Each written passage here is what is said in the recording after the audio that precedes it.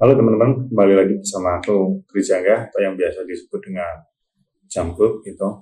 Kali ini aku ingin bermonolog atau bercerita tentang bahwasanya itu manusia itu ada batasnya.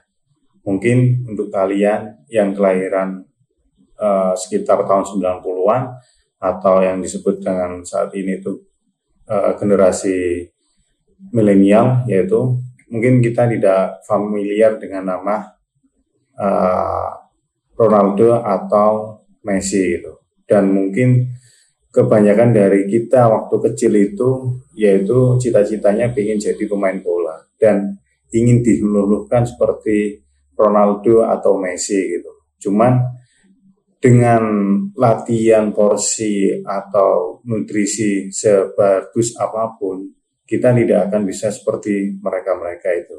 Karena kita ini punya keterbatasan dari SSB itu gitu. Dan itu aku berjalan cukup lama, juga aku tentang nutrisi juga, makanannya memang nggak seketat kayak pemain-pemain gitu, masih belum bisa makan clean sheet gitu. Cuman aku sangat benar-benar menjaga gitu tentang makananku sama pola tidurku gitu, karena aku ingin banget jadi pemain sepak bola pada waktu itu. Nah, pada waktu itu teman-teman, ketika aku usia remaja gitu ya, mungkin sekitar usia-usia SMP lah atau SMA gitu loh. Nah itu aku merasa itu kok aneh ya, semakin kesini kok rasanya skillku itu stuck gitu, nggak ada perkembangan yang signifikan gitu. Padahal aku udah latihan keras banget gitu, sekeras mungkin gitu dari teman-temanku gitu. Tapi dari situ teman-temanku itu yang aku melihat itu mereka itu latihannya itu biasa banget gitu. Tapi aku nggak bisa seperti mereka gitu. Ada sesuatu hal yang mungkin tidak aku miliki gitu. Nah seperti teman-temanku itu kayak passingnya itu enak gitu. Terus power shootingnya itu kenceng. Terus dribbling bolanya itu uh, enak banget dilihat gitu. Terus sama penguasaan bola atau perebutan bola itu mereka itu sangat lugas gitu dan punya visi ketika bermain bola gitu. Nah dari situ itu kok perbedaan antara aku sama temenku itu jauh banget ya. Nah dari situ adalah momen terberat bagiku gitu. Jadi aku frustasi melihat kepiawaian teman-temanku dengan si kulit bundar gitu. Sampai pada suatu titik itu aku menyadari bahwa kayaknya ada hal yang tidak aku miliki deh gitu. Nah, aku terus menyalahkan diriku dan kayak bertanya sesuatu tentang diriku gitu. Kira-kira apa ya yang tidak aku miliki tapi dimiliki oleh teman-temanku gitu. Dan akhirnya perlu beberapa waktu aku masih konsisten latihan bola gitu sampai di mana pada waktu titik itu aku menemukan jawabannya. Kayaknya memang ada bakat alami dari temanku itu yang piawai menggiring si kulit bundar gitu. Tapi di sini jangan salah sangka ya gitu. Sebakat alami apapun kita, kalau kita tidak berlatih dengan konsisten, ya itu akan sama aja gitu. Jadi kalau menurutku sih dua hal ini, konsisten dan bakat alami ini tidak bisa dipisahkan secara kesatuannya. Butuh waktu yang agak lama sih teman-teman gitu. Ada rasa itu kayak kecewa, sedih, marah gitu terhadap diriku sendiri gitu untuk menerima kenyataan ini. Aku sampai berpikir itu harus apa lagi yang aku lakukan gitu. Kok sampai aku mengalami hal seperti ini gitu. Tidak seperti teman-temanku.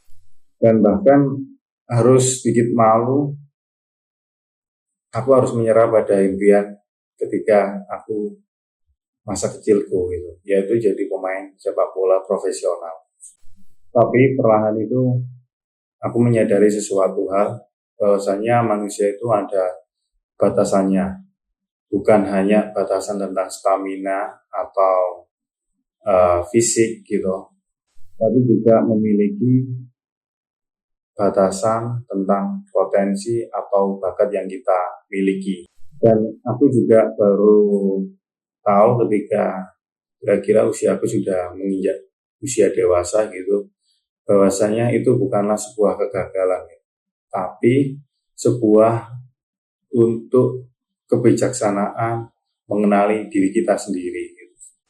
Aku menyadari bahwa gairahku terhadap sepak bola itu sangat besar, dan role modelku itu tidak bisa menjadi pemain di lapangan. Jadi pada suatu titik aku harus mencari bakat atau potensiku yang harus benar-benar bersinar itu kira-kira di mana ya. Nah itu aku mencari dan mempertanyakan pada diriku sendiri. Keputusanku untuk mengubah arah ini memang ya bisa dibilang itu nggak gampang sih. Terjal perjalanannya gitu, dan sangat sulit perjalanannya. Tapi begitu aku ambil, rasanya itu kayak plong banget gitu loh. Lega rasanya gitu. Aku tidak meninggalkan sepak bola gitu, tapi aku berada dengan cara yang berbeda di luar sepak bola. Aku mulai menjadi supporter yang baik gitu, jadi merubah keinginanku yang awalnya ingin menjadi pemain sepak bola, merubah menjadi aku mulai mendalami menjadi supporter yang baik gitu. Jadi keinginan awalku yang ingin jadi pemain sepak bola, aku rubah ingin menjadi supporter gitu. Dan ini bukan suatu yang hal gampang gitu. Aku mulai mendalami gimana sih jadi supporter itu bisa kontribusi untuk timku sendiri atau tim yang aku banggakan gitu.